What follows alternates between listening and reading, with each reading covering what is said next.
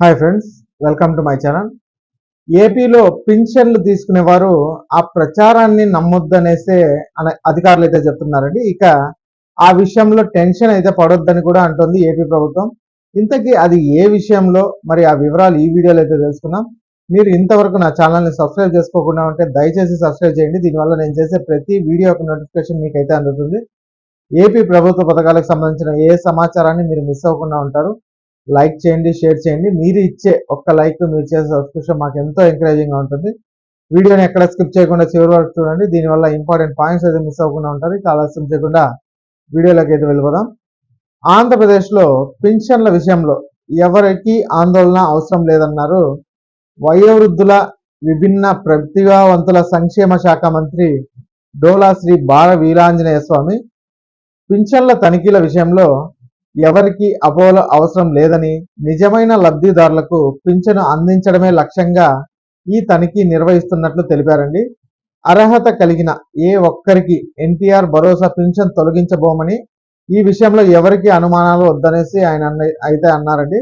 అలాగే తనిఖీలకు సంబంధించి 13 పాయింట్ల వెరిఫికేషన్ చేయడం లేదన్న విషయాన్ని కూడా గమనించాలని చెప్పారండి. ఆ రూల్ లేదన్నారు. అర్హత కలిగిన ప్రతి ఒక్కరికి ప్రభుత్వ పథకాలు అందాలన్నదే కూటమి ప్రభుత్వ లక్ష్యం అన్నారు. ఇక దివ్యాంగులకు చట్టం మేరకు 5% రిజర్వేషన్లు అమలు చేసి తీరుతామనేసి మంత్రి అయితే చెప్పారని. ఇక మరోవైపు రాష్ట్ర వ్యాప్తంగా సొంత ఊరికి దూరంగా హాస్టల్స్, గురుకులాల్లో చదువుతున్న దివ్యాంగ విద్యార్థులకు ఒక తీపి కబురు అయితే చెప్పారు. బ్యాంక్ అకౌంట్లలో పింఛన్ డబ్బుల్ని జమ చేయాలని నిర్ణయం అయితే తీసుకున్నారండి.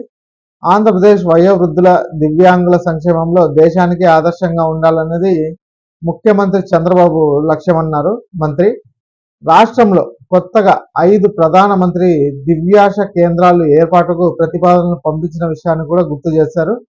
వీటిని విశాఖపట్నం, విజయవాడ, ఒంగోలు, తిరుపతి, కర్నూలులో ఏర్పాటు చేస్తామని చెప్పారు. రాష్ట్ర వ్యాప్తంగా ప్రభుత్వ కార్యాలయాల్లో దివ్యాంగులకు వీల్ చైర్లను అందుబాటులో ఉంచాలని ఇప్పటికే ఆదేశించిన విషయాన్ని కూడా గుర్తు చేశారు మంత్రి స్వామి గారు.